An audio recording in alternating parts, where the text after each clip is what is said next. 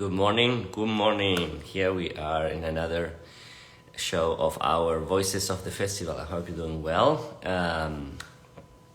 Greeting you from San Francisco. I'm here until Sunday, and then I'm going to Iowa to start the Voice Experience Studio. So I will, next time I see you, will be from Iowa. And with the Voice Experience Studio, and I will let you know how that's going when we're there. We're very happy that we're working on many things, including the medium that we're going to do later in Savannah this season as part of the season of the opera program, opera productions. Let me bring. JC. How to put it in? There we go. Coming in soon. I just invited him. There we go. Are Hola, we hola. live? Good morning. Buenos días. ¿Cómo Oh, estás? ¿todo bien? Todo bien, todo bien. I can't complain. How are you in San Fran?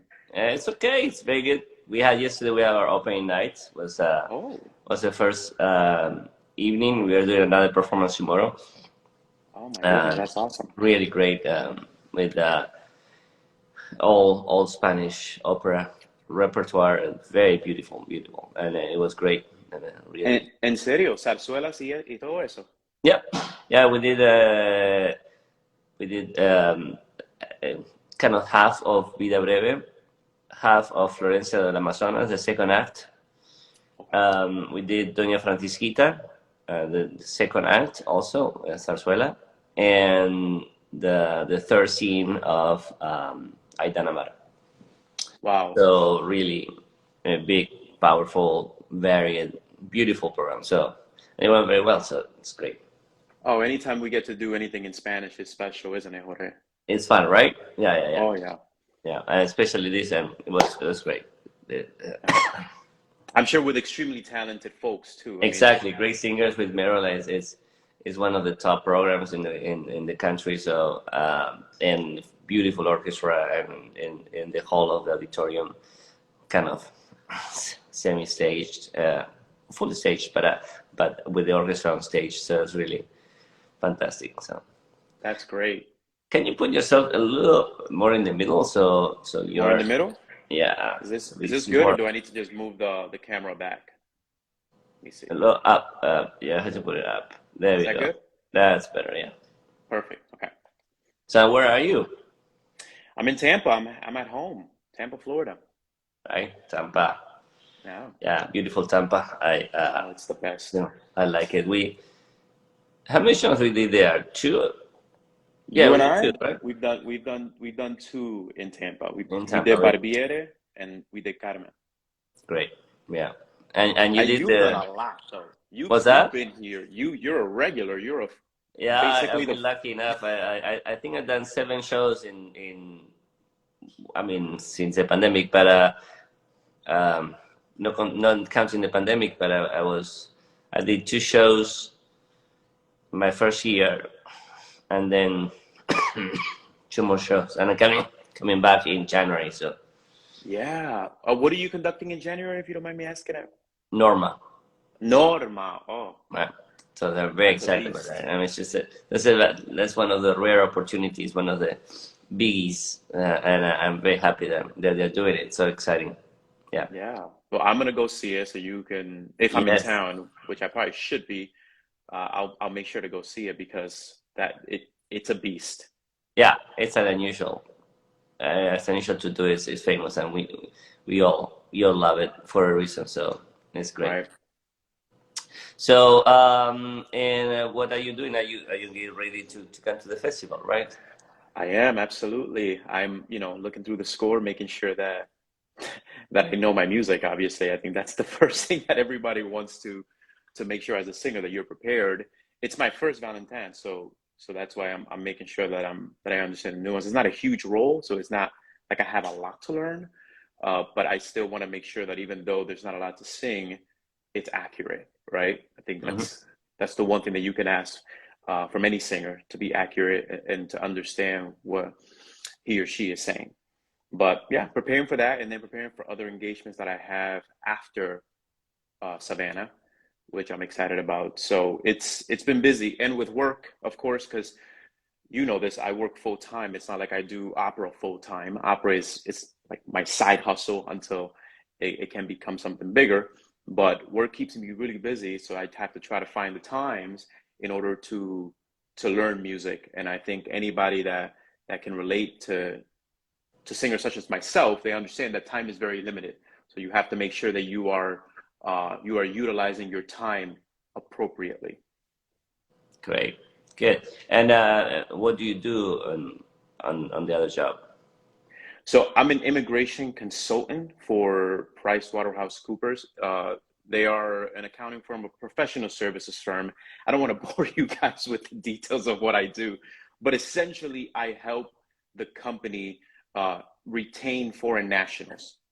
Mm. And we work a lot with visa holders. Jorge, you understand us coming from different countries, Nice. getting a visa and entering legally, and then getting permanent residence and eventually U.S. citizenship. It's a whole process, a whole Mhm. ordeal. So my job is to try to make that for our employees, or that process for our employees, as smooth as humanly possible. Oh wow. Well, so that is a big company if you have a person just for that. Yes, they are a global firm. We have 55,000 employees in the U.S. alone, close to 300,000 globally. So it's massive. It's a massive firm. Wow, huge. What Yeah. company is this? PwC, PricewaterhouseCoopers. They are one of the big four accounting firms. So you have Deloitte, EY, KPMG, and PwC. Accountant. Yeah, they consider themselves an accounting firm, but they are really a professional services firm where they're hired by other companies and they provide professional services. So if they need audits to be done for that particular company, PwC provides that, I mean, among other things. Uh, but yeah, huge firm and a Great. wonderful firm to work for. Fantastic. So, and where are you from originally, JC? I'm Dominican. I was born in the Dominican Republic, a small little island in the Caribbean. And I was born there in 1990. I'm 32 years old. I just had a birthday, Jorge, on Oh, June 22nd. Yeah. oh, just now. Uh, Happy birthday. Thank you. I'm getting older and older, and the older I get, the more roles that people allow me to sing. That's good. That's good. Yeah. So I was I born in always Dominican say, Republic. I always say, not that you're, you're getting older, but this is the youngest you're ever going to be. Yes, absolutely. I don't mind getting older, Jorge, really. I mean, I'm waiting for my salt pepper beard action to come in. Okay. I don't know when that's gonna happen, but I'm waiting for it. Hopefully it doesn't take too long. I'm trying to look like you with the Yeah. nice gray. I mean, you look like you have a lot of wisdom, and I want to look that way. So you were born in Dominican Republic. Yeah. And how old were you when you left? I was seven Oh, years young when I left the Dominican Republic to come into the United States. Came in with my green card and everything. My mom really worked extremely hard to get that done for me. So I always say if it wasn't for her, I wouldn't be here. So 7 years old, I went to we came to New Jersey. We have family there still, and I lived in Jersey for 6 years. When I was 13, I moved to Connecticut. Wasn't really too excited about moving to Connecticut, if I can be frank with you. But moved there. I was there from 13 until 23 when I graduated college. And I always say this, if it wasn't for me moving to Connecticut, I wouldn't be singing opera today. So it was a strategic move that I didn't plan, of course, and you know this, Jorge. right, Some of the moves that we do as people or we take as people, they may seem like the wrong move at the time, but they actually end up being the right move for you. You just didn't know it yet, right. and that's the way that I see the move from New Jersey to Connecticut. Why was it influential in you singing opera? So because when I was born in Dominican Republic, every Dominican kid wants to play baseball. think you and I Right. have talked about this. So my dreams or my dream was to become a Major League Baseball player. And I was following that dream, came to the United States. In New Jersey, there is, of course, we're very close to Yankee Stadium. And of course, for those Mets fans, I'm not one of them, but yeah, I'm a Yankees fan. But you're very close to the mecca of baseball, really. So everyone is playing Little League. Everybody's playing baseball in Jersey. And I was very much one of those individuals. So my goal was I'm going to go through school, I'm going to play baseball, and I'm going to go to college, hopefully on a baseball scholarship. Now, I was 13 when I moved from New Jersey to Connecticut, moved to Connecticut. And one of the things that I found, Connecticut doesn't really have a huge baseball culture like New Jersey does. No, they might have, but not as big and as passionate as New Jersey has. So I saw myself still playing, but little by little, it was just, I was losing that passion. My mom kind of took it a step further and she said, I'm going to transfer you from a regular public school where I was playing baseball, and I'm going to transfer you to an arts magnet school. Now, an arts magnet school doesn't have any sports. They are all about the arts. And one Right. of the things that I had to do was choose an elective, an art elective. So I had, obviously art, painting, acting, music, or not music, excuse me, voice. And I was singing in church already. So I was like, I guess I will do voice because I know I can sing and I have to choose an elective.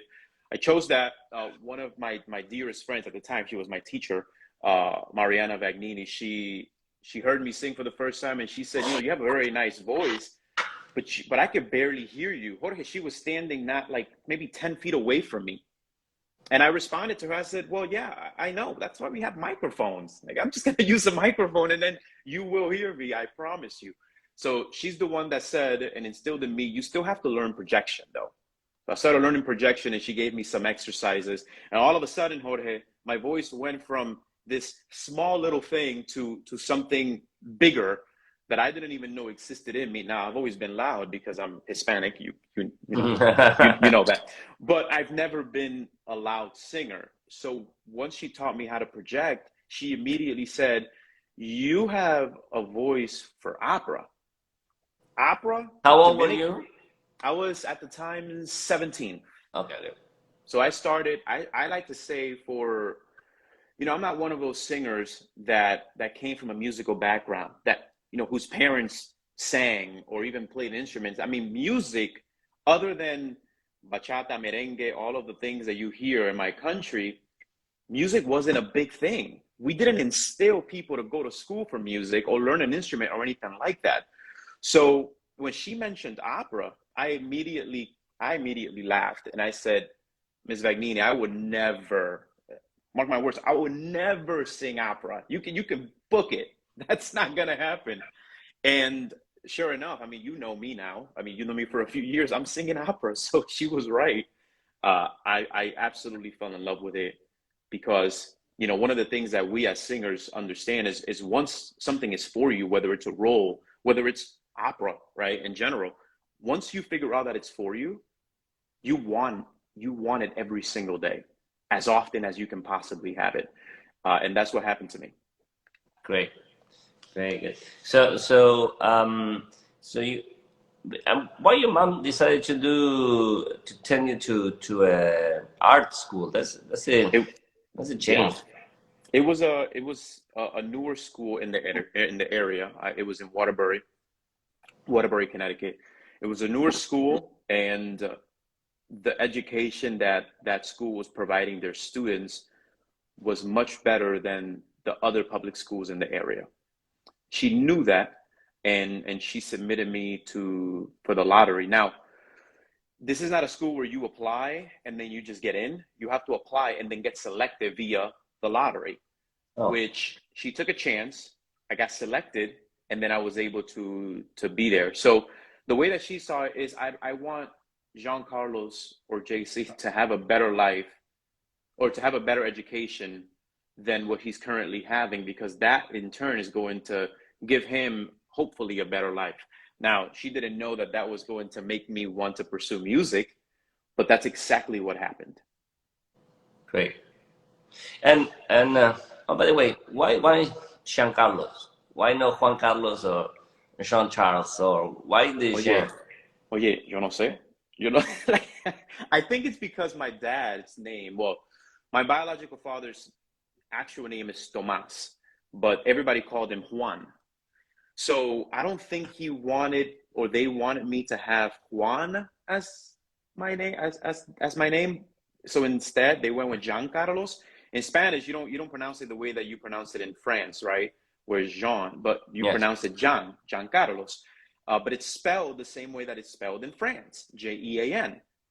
So I come here and everybody is calling me Gene Carlos because that's the way that Americans pronounce it, and I hated it. I was like, no, Gene is what like women are called Gene, and I my name is different in Spanish. Is John Carlos. Why are you calling me Jean? Oh, excuse me. Why are you calling me Gene?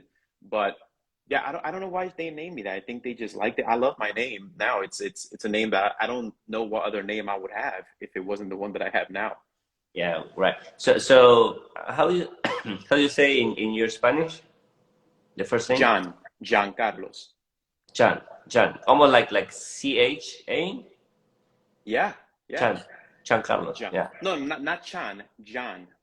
Jan. Okay, so John. you do have that sound in um Dominican Republic? yeah, Yeah. because it's not a normal sound. You know, we do have it in Argentina, but the sh doesn't exist in Spanish. So Right. strange enough, the sh doesn't exist. You have only ch or the unless I mean not in Castilian. They exist in Catalan and in Andalus and in Galician, but not in Castilian. So, you know, when they say, voy a ver un show, uh, they don't say show, they say show. Um, See, see. And and that's obviously that's not even Spanish. Un show, no. yeah, That's exactly. right. Um, but the Shan is interesting. And I'm sure you have I mean, you had to correct a lot of people not to call you Juan Carlos. Yeah, that's a big problem. I think people, I understand. I get it. It's sometimes reading is hard, and they just don't want to look at exactly the way that it's spelled. And it's an honest mistake that happens quite often. And I feel like it's my job to correct them, not because I want to make them feel bad, but because it's our name. It's my name. It's my identity. And I think you feel the same way. If somebody doesn't call you by your name and they mispronounce it, you want to let them know, hey, this is the way that my name is said. But to answer your question, we don't have like, okay, so the thing is that this, we pronounce things differently than you do. For example, if I say ¿Cómo te llamas? You wouldn't say that. You would say ¿Cómo te llamas, right? Or No, I say como te llamas. llama. Llamas, right. Yeah. For us, okay, for example, how do you say llantos? Like un llanto, would you say llanto or llanto? I say shanto. But Exactly. that's Nosotros, Argentinian, yeah. So right. We say llanto, so I think Giancarlos, we do have that sound, but I you, don't know. it's the same as the double L for the sound of the double L. John. Okay. Exactly, exactly. So I'm thinking that's where it came from, Giancarlos. Even though maybe it could have been Jean Carlos, right? But that's not the way that we pronounce it. It's always with a hard J, John. John. John Carlos. Okay, great. Interesting. And yeah, so I'm sure you had to because it's so unusual, the combination of French with Spanish. I mean, it sounds like French. Because it seems to be a modification of Juan Carlos, but using the French instead of the. I think you will have less problem in the state if you spell with an S. Sean Carlos, like That's true. Sean, but then will be Sean it will be Sean. Yeah, it wouldn't be Sean. It wouldn't be Jean. Yeah, yeah. Right. Anyway, but. And the problem is that if I were to let's say I were to spell it that way, if I go to Dominican Republic or any other country, they're like, ¿Cómo se dice tu nombre en español? They won't know how to say it. Yeah, yeah. Sean, they will be lost. And in Dominican Republic, they know how to read your first name. Yeah, they say John. John. They saying, yeah. I have there's people that call me Giancarlos in Spanish, like my stepdad and actually my father-in-law, they call me Giancarlos. But most people know that it's John Carlos. John. Okay. Yeah. Cool. Good. Great. So you went to school to Connecticut. And why Connecticut? Why go to school in Connecticut, you ask? Yeah. I honestly didn't have a choice. Well, I mean, I did have a choice, but I No, no. paid I mean, so. why did you guys move to Connecticut? And was your plan? Why did, okay. I don't know. To this day, I still ask my mom that question. I mean, I understand now, because it was necessary for my life. I didn't know it at the time. I thought it was a terrible move. I always told her, I said, why are we moving to Connecticut? We don't have any family in Connecticut. We don't know anything about Connecticut. And when we went to visit it, it was like, you can't even walk these streets. You need a car to get anywhere. New Jersey, where I lived, it was a very metro area. You can walk anywhere. Public transportation were in abundance. I mean, we were 20 minutes from New York. So I didn't quite understand it. And to this day, I think my mom just wanted something, bless you. I Thank think you. to this day, Jorge, my mom just wanted something different. Okay. And for her, Connecticut was that change. She wanted a big, big change. And boy, was it a big change. But I don't know. I don't know why Connecticut, Okay. but it was a wonderful move. Okay. And then Now that and I think then about it. when you started voice, when you discover, I mean, I know that you said no, I'm not going to do opera, but you actually did opera. How do you continue with that teacher, and did you start studying all voice and studying opera? What happened after the lady found help you find your voice, and then Um, Man, let me try to give you the short version of. I don't even know if I want to give you the. I just want to give you the answer, and yeah, I if it know takes long, it we takes have long. time. The long version is good. I like the long version. I had I I had a fascination when she told me that I could sing opera. I said, okay, that's cool, but I don't want to sing opera. I want to sing something else. So there was this huge phenomenon, and Andrea Bocelli, they call it popera, right? Where it's like you sing pop music, but with an operatic sound. Josh Groban comes to mind. I guess Andrea Bocelli and Josh Groban are really the only ones that I can think of right now. So I gravitated more towards Josh Groban because his timbre and he's a baritone to me, right? It kind of sounded more of what I could sing. Andrea Bocelli is a tenor. I knew that I was not a tenor. I never was a tenor. If anything, I started off singing like bass, baritone repertoire. So Josh Groban was a stretch for me, hitting those F sharps, those G's. It was, oh my goodness. But I loved the way that he sang. And I wanted to sing opera, right? Well, I was singing some of his music, and through the grapevine, my voice teacher, Mariana Vagnini, she said, "Hey, I know you don't want to sing opera, but I have this Italian song. Do you want to sing it?" Now, I love Italian music and the language because I've been listening to so much Josh Groban. So I said, "Absolutely, I love the Italian language. Let's sing it."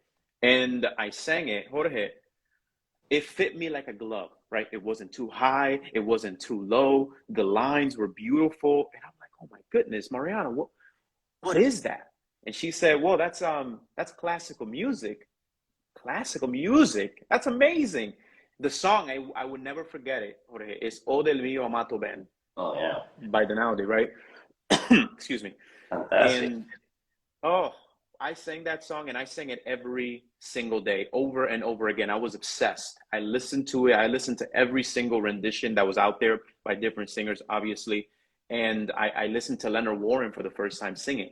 I've never heard a voice such as his. A baritone. I thought he was a bass. I'm like, oh my goodness, this guy has such a dark tone, yet he has such ease of range. How does he sing like this? And I brought this up to my voice teacher, and I said, I want to sound like this. How do I get to this point? And I wasn't really a baritone at the time, so I couldn't really hit the notes as nicely or as elegant as Leonard Warren hit them. But she was like, well, for one, he's a baritone, and you're not a baritone, you're a bass baritone. So I was like, oh man, all right. So I started listening to Jose Van Damme, Uh-huh. and we looked at a movie that he made called Le Maître de Musique. I'm not sure if you've Ah, heard it. beautiful. Yeah, I saw it. I saw it when it came out in the 90s. It was a big hit with the music community in Buenos Aires. I was living in Buenos Aires then, and I was already with working with singers, but not a lot. And I didn't know who Jose Van Damme was, but that was a beautiful music, a beautiful movie. I should watch it again. The one thing that I remember about that movie is that's the first time I heard Ich bin der Welt, the Really? the the song by Mahler. Is it Mahler? Yeah. Oh, it's Yeah, and such a haunting melody. it's gorgeous, and you can, and you know, I remember just one image of that movie is the a lake with the trees around, and with that song, it was really really beautiful. Yeah. You know, so a lot of things about that music stuck out to me. The first is how amazing he sang, however you want to. I mean, what a gorgeous sound. Uh, but the movie starts, if you remember, with him giving a recital or giving his. Nobody knows it's his last recital, but he knows it's his last recital, and he sings as his final piece the second part of Cortigiani. Oh, Oh, that's the first time I've ever heard it, and I'm like, oh my God, is that a standalone aria? Where's that from? I didn't know that was from Rigoletto. I didn't even know Rigoletto sang it, but I fell in love with it. Jorge, I was not a baritone yet I fell in love with that music, and I was like, I want to sing that. If he's a bass baritone, he's singing it. I can sing it. Of course, bass baritone singing Rigoletto is a very, very tall feat, and if a bass baritone can do it and do it well, kudos to them, right? But it's typically done, as you know, by baritones. yeah. Fell in love with that. But really, what got me is when he started teaching the tenor, if you recall, and he was teaching him how to cover, right? That's what we call it in the business. And he was singing E's, and he was singing it in such a beautiful way. And I immediately we were seeing it in school because she showed it to the voice class. After the movie was done, I stayed back and I told her very respectfully, but at the same time I was a bit upset. I said, Miss Vagnini, with all due respect, I don't sound like that. Why don't I sound like that? What are you not teaching me? And she said, well, it takes time. I'm like, why does it? Let's go do that exercise right now. I know I can do it. And she said, okay. She knew it was not going to happen because you can be as ambitious as you want to be, Jorge. The voice needs time, right? So we were doing the exercise and I was going up to the E and I was trying to sing it as beautifully as Jose Van Damme sang it. And it just wasn't coming out the way that he did it. And I was getting very, very upset and very like disillusioned that I couldn't sing it the way that he sang it. And she kind of, after 30 minutes of just doing the same vocal exercise, that she says, JC, this is a marathon, not a sprint. It's going to take time for you to be able to sing it that way. And I said, okay. And I guess I've always been somebody that I can learn how to do something rather quickly. And opera was the one thing that I couldn't learn quickly. It took such a long time for my voice to fully develop, and it's still developing. But I gave her a lot of heartache, but in a good way, because to this day, she looks back at the time that we spent together in school. And that was a beautiful moment for her as a teacher. And it was certainly everything to me as a student. But that's why all of that I just told you is what kind of led me into wanting to pursue voice. I ended up doing The King and I for the first time. That was my first show. And I sang Lunta, extremely high role for what I was, for my voice type at the time. Singing, what is it? I have dreamed that your arms are lovely. I mean, he sings a G in the weirdest vowel. And I'm like, oh my goodness, why am I singing this right now? I felt like I was straining. Then I sang Les Mis. I sang Javert for a community theater when I was a senior. And that's really when I knew that I need to do this not full time, but I need to follow this and go to school for it. And so I applied to the one and only school that I applied to, which was Western Connecticut State University, because Mariana Vagnini, that was her alma mater. And they accepted me, thankfully. I did not know how to read music. I didn't know how to sight read either. I had a nice voice, but I was rough around the edges. But they gave me a chance, and 4 years later, I graduated, and came down to Florida, and then I kept trying to do what I love to do, which is singing. Why? What did you do? I mean, what school is that again? It's Western Connecticut State University. They're Okay. not obviously they're not like a Berkeley or a Juilliard or Curtis or anything like that. They do have a great music program, and I think what I always say is they allow you to be exposed to roles that you wouldn't be exposed to as a bachelor student, as an undergrad student. For example, I sang Escamillo for the first time as a junior there. Who Okay. does that, right? Who does that? So they gave me a lot of opportunities, which I'm very thankful for. Uh, yeah, and friendships that I still have to this day. And what brought you to Florida? Work, a Okay. job. It wasn't anything glorious, right? Nothing glamorous. I don't want to say, oh well, Opera Tampa asked me to come here, and no, that's not what happened. I needed to make money.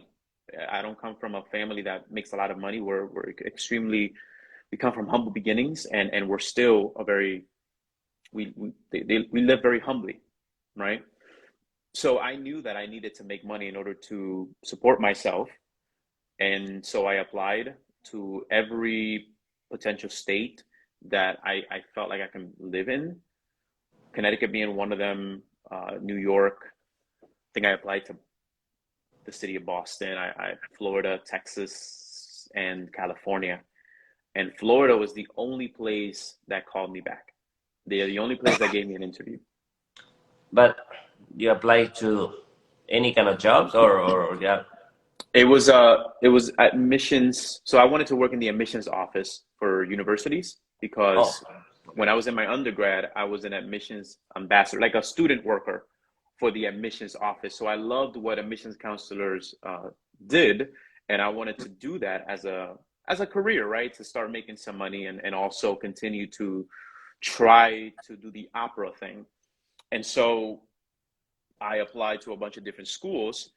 USF, University of South Florida, being the only school that called me and gave me an interview. This was after 4 months of like grueling applications and just being rejected left and right.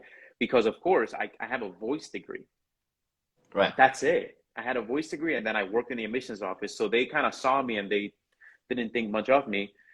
So USF gave me a chance to interview. I interviewed, I got the job, and I was able to move to Florida and start a new chapter in my life. Very, very difficult chapter, but once again, Jorge, one of those steps that I had to take. And I didn't even know that I had to take that step until I guess now.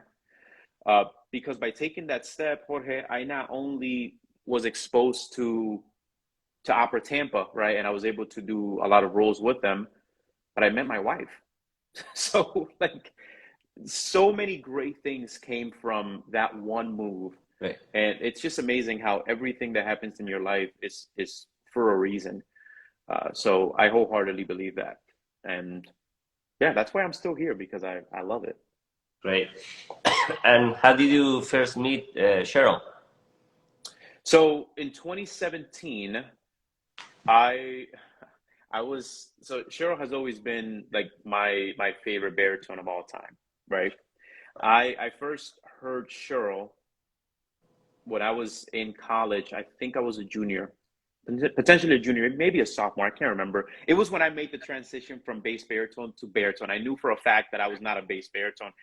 I couldn't really hit low notes that well, and my high notes were becoming easier and easier to hit. So before Cheryl, it was Bryn Terfel, right? Or Hmm. Tervel, as he likes to say it's pronounced.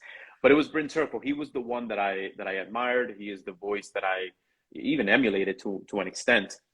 But once I knew that I wasn't a bass baritone, I immediately stopped listening to all of the rep that Bryn Terfel sang because I probably wouldn't sing it. And I remember seeing Tosca for the first time. Uh, and it was the movie version with Placido Domingo, Cheryl Milnes, and I think we're doing an event where we're gonna be watching that whole thing, Yeah, right? yeah, we're actually showing it on the 15 on Monday 15 in the Morris Center. No, no, Right. on the 8th.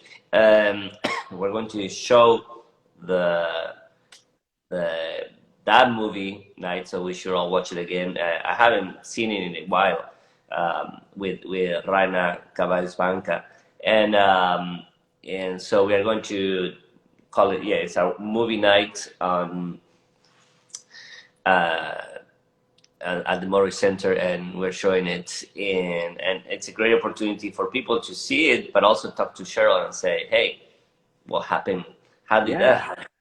I was we had this conversation with Cheryl.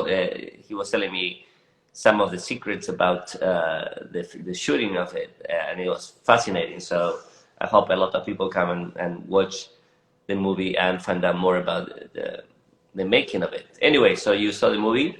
I saw the movie for the first time and I didn't know anything about Tosca. Nothing. I knew the name, but I never heard the music. I'm pretty sure that was my first Puccini opera that I've ever heard. Not even La Boheme was my first. It was this one, Tosca. And I was impressed by Placido singing, of course. I thought it was great, but I wasn't a tenor, so I didn't really relate to his sound because I would never make that type of sound. Then Cheryl came in, right? And I didn't know who Cheryl was. Didn't know anything about. Didn't know how big he was at the time.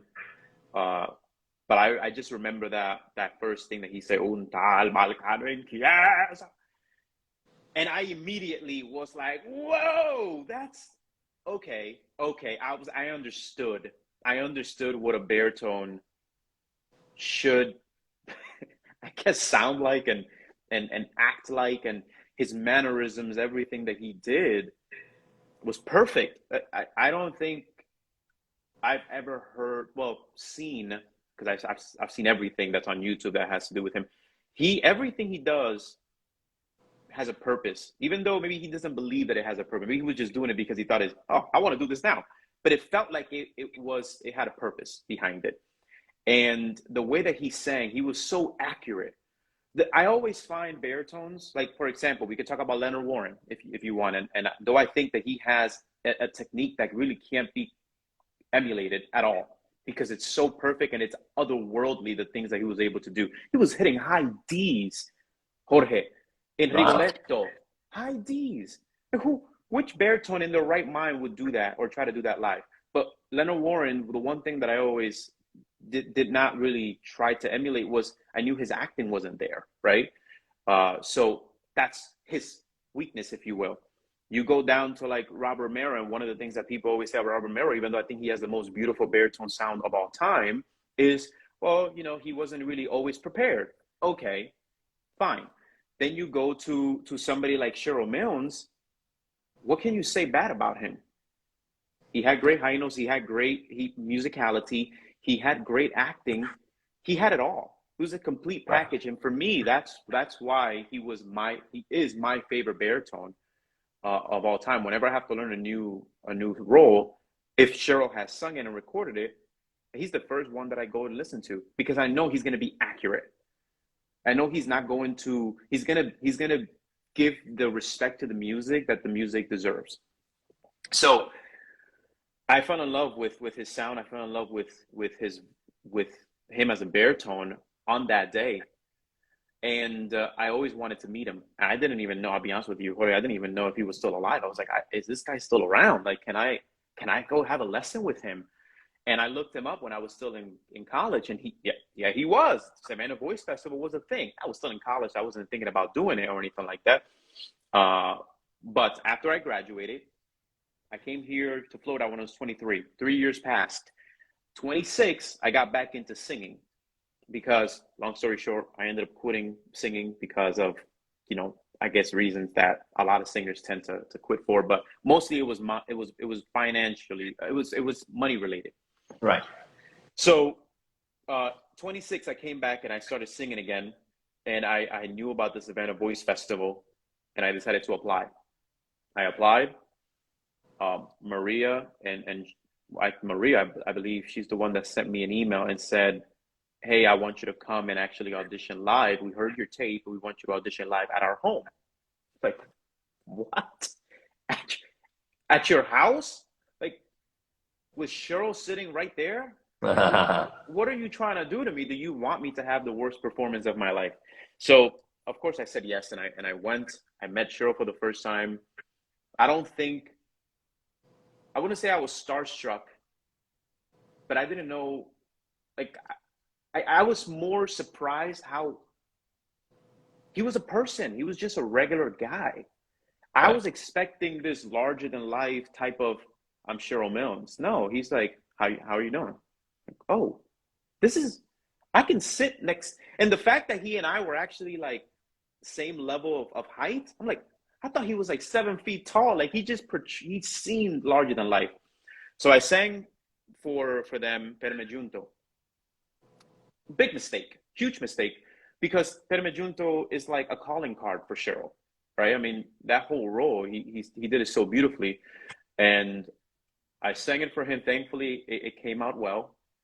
And that's when they started talking to me about me going to Savannah for the first time in 2017. They were doing Notte di Figaro. And I was thinking that they were going to ask me to sing Conte. They asked me to sing Figaro. I'm like, ooh, that's a bass baritone role. Interesting. All right, sure, I'll do it.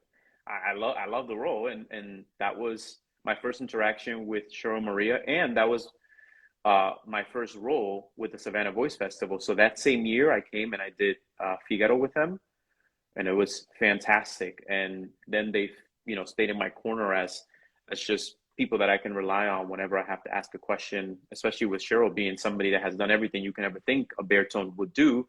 If I have a question about something, hey, what do you think about this? He's always available. But yeah, the Savannah Voice Festival has been a wonderful side family for me. But that was how I met them for the first time, and my first really me doing anything with the Savannah Voice Festival. How was the because you were there in the studio, right? So you were part of the studio production of the Marriage of Figaro. And how was working in the studio? How was what were you expected? What were you used to summer programs or summer workshops?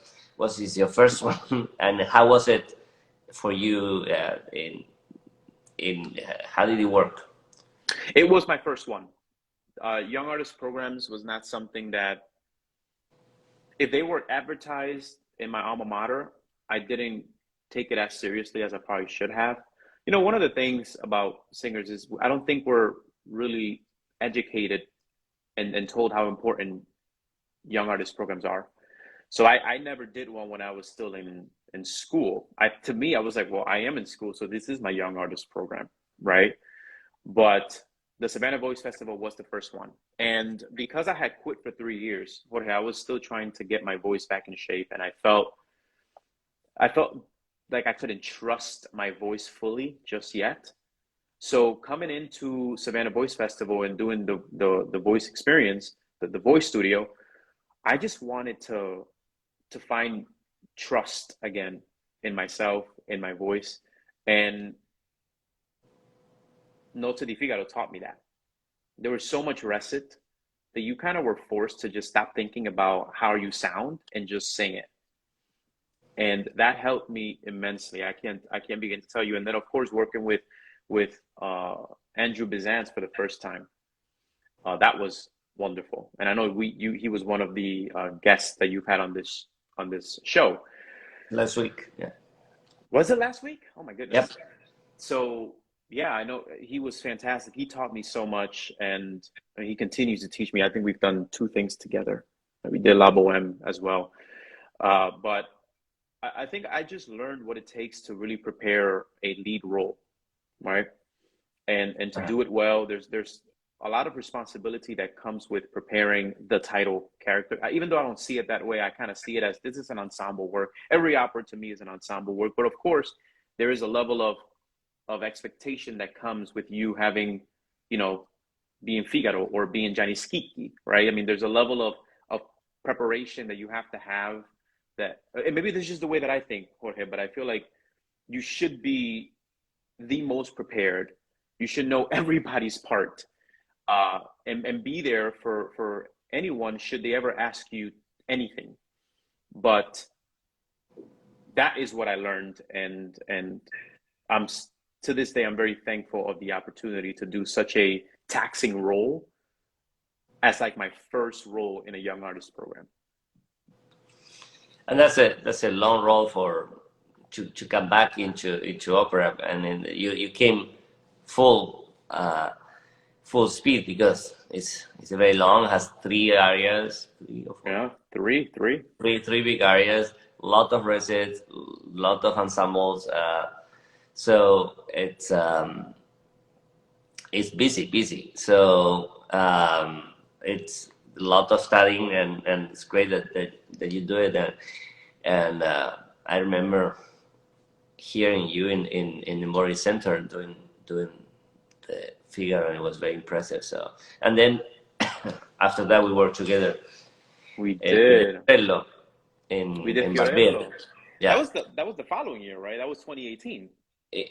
yes, that was I 18. was Yeah, Yeah, it was 2018 because I remember the summer of 2017 I did Figaro, and then I already knew that I was going to do Barbiere because I spoke to you when I met you for the first time. I said, "Hey, I believe you're going to be conducting Barbiere, and I'm going to be singing Fiorello." And you're like, "Oh, great!"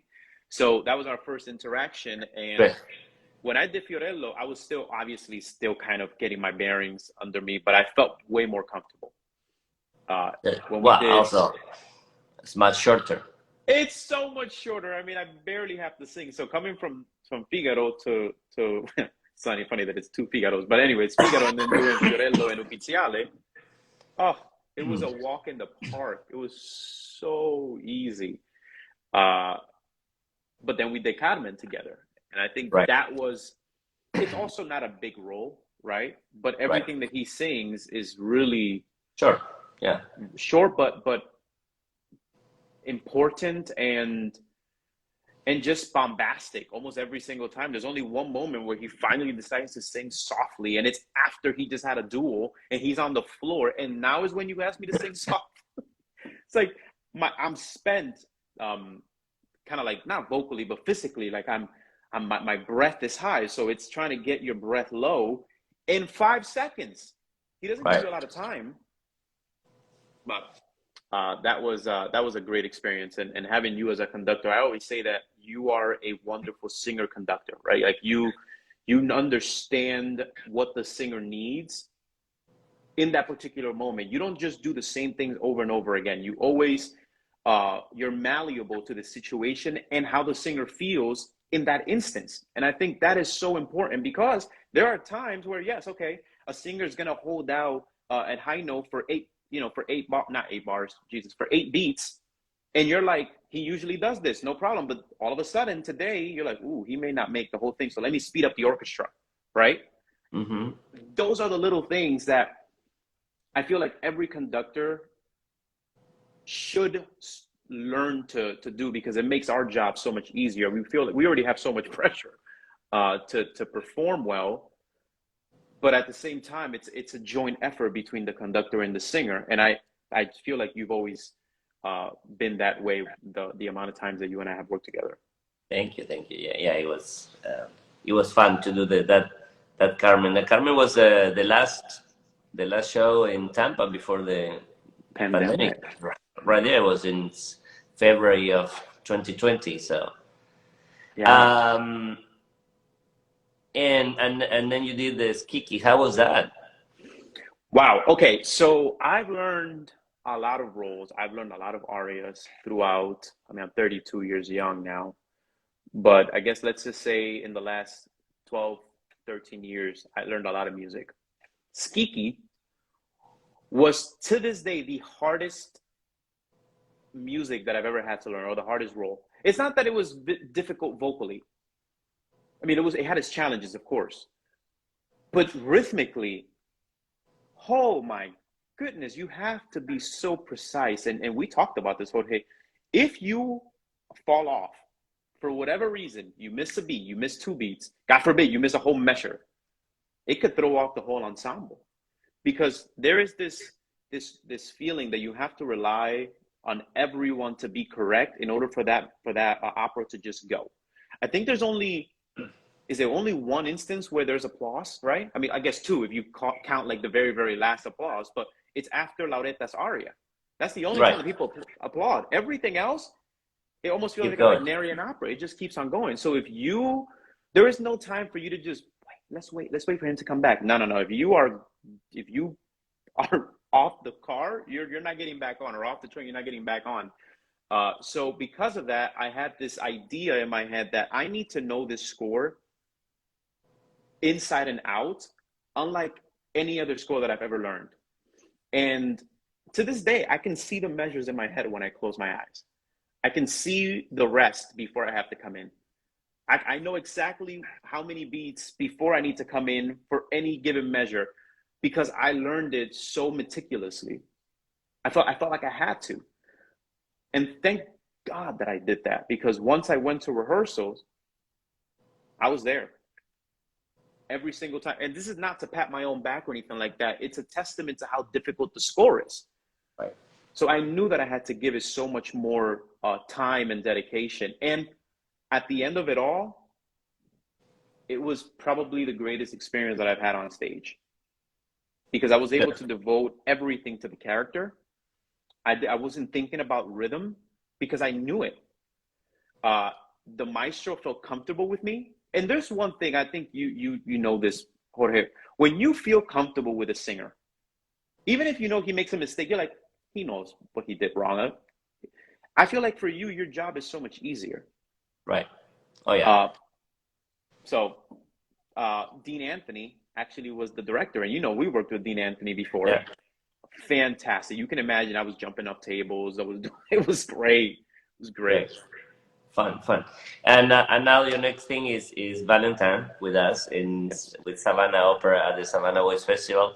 And how is Faust for you? Not just Valentine, but Faust. I think is a really dark story. It's such a, the story of Margarita is just, it's so tragic to me. And I don't think Faust is a likable character at all. Mephistopheles is definitely not. I mean, he could be like charming at times, but none of them are likable characters. And Valentine is not really a likable character. The last things he says are terrible to his own sister. So he starts off and you're like, oh, he loves his sister so much. Look at the beautiful aria he sings for her. All of a sudden, she makes a mistake, and all of a sudden he damns her. I have two sisters. I would never turn my back to my sister just because of one mistake that she made, or that, I would never do that. So I can't relate to Valentine's sudden change in feeling towards his sister, but yet the character does. So I have to figure out a way to immediately despise my sister. And it's almost, he's so selfish. I really don't think Valentine it's a great role to sing, because what he sings is really beautiful, but he's not a great character or somebody that you want to look up to and be like, oh, I would love to be like Valentine. No, you don't want to be like him, because he's, in my opinion, he's extremely selfish to the notion that you've dishonored me. You've done this to me. How has she dishonored you? She's the one that is pregnant with a child, basically from a guy who's very, very old. Almost like pedophilia comes into play here, right? Because, I mean, how old was Faust? And then he became young, and he wants to get with this young girl. I don't know how old Margarita is, maybe like 15, 16, something around me. This is pedophilia in its highest form. So yes, it's a very dark opera, but you can't deny the music is absolutely probably the best score that the composer ever wrote. I don't know if you'd agree with that. Yeah. But it's beautiful music. So the music. It was his first big opera, but it's still one of probably his best. Romeo and Juliet is fantastic too, but Faust is masterpiece. So, and yeah, the characters are all faulty, but that makes the opera very interesting. All the characters are problematic. They all have issues, and they're all very selfish, actually. I think, would you say Cybele is the only one that's likable? Like out of all of them? He's probably and I know it's a mezzo role, but it's a guy that in the story, he is the only likable character. Right. Because he's the most human, right? He's in love with Margarita, but that's it. But he doesn't really have a a huge effect on the story. It's really Faust, Mephistopheles, and then Marguerite. I mean, they're really the trio that drive this story and this plot. But it's just so, I never understood why Mephistopheles is so keen on Marguerite. Like, why her? Why do you have to make her life so miserable? So I'm just glad that at the end of it all, she ends up still going to heaven, right? So Yeah. there is, in a twisted way, a happy ending, if you want to consider it a happy ending, but it is a very dark story surrounded by the most beautiful music. Right. It is. It is interesting that in a way the story of Faust is not resolved. Actually, we move from the story of Faust into the story of Marguerite, and then we resolve Marguerite, but we don't resolve really Faust. Right. We don't know. I mean, we assume that he will go to hell, and that's it. But we don't know. We don't resolve Faust's story really. They only Yeah. resolved Marguerite's story in a way, but it's interesting that. But anyway, but it's a great piece in every aspect, and great singing, and we have an amazing singer, so we are very excited to bring that to Savannah. It's going to be fantastic. Oh, I can't wait. I cannot wait. It's going to be awesome. And meeting new people singers that I've never met before is going to be exciting for me. Not just to make new friendships, right? But also experience new artistry, because Right. every singer brings something different to the table. And I absolutely love learning from every singer that I've ever done anything with. Excellent, excellent. Yeah, we have Richard Trace Magler, and I did Tosca with him in Atlanta, and I know he's doing Valkyrie Oh, in wow. Okay. Virginia. And he's a really up and coming, very talented tenor. So, and a Those great are actor. rare. And Those are rare. I mean, he's really tall. I mean, held in tenor, and he still is able to sing that hard aria, the Yeah, what is it, Salut? That is, yeah, wow. I mean, it's high C, right? High I C see. towards the end Yeah, of it. I mean, good for him. Good, yeah, good for yeah, him. yeah. He has no problem with high notes. I mean, he was in Carmen. He was in the B flat pianissimo, Oof. and then crescendo. Yeah, he's quite impressive. And Federico de Michelis is Argentinian. He's a young artist in Houston. So he was in Houston. Now he sang at La Monet and Liceo Barcelona. So it's great to have him. Oh, that's And great. Elizabeth Baldwin is a winner of the Cheryl Mills Prize for the ATC, and she had done Tosca and everything. So it's going to be with all of you together. It's going to have a lot of sound. Oh my goodness. Well, I am looking forward to it. I love big voices. That's Yeah, and these are huge. So it's going to be fun. beautiful. Well, thank you. This is our time, and it was fantastic talking to you. Thank you so much for joining us again, and we'll see you like in 3 weeks or even Yeah. less than 3 weeks. Yeah. I will see you then, and we'll get some ice cream once we're there. Yeah, we got to levels. All Excellent. right, my friend. Thank All you right, so much. thank Have you, a great and one. thank you everyone for watching. And I will see you next week here at the Voices of the Festival. We'll talk soon. Thank you. Bye. Bye.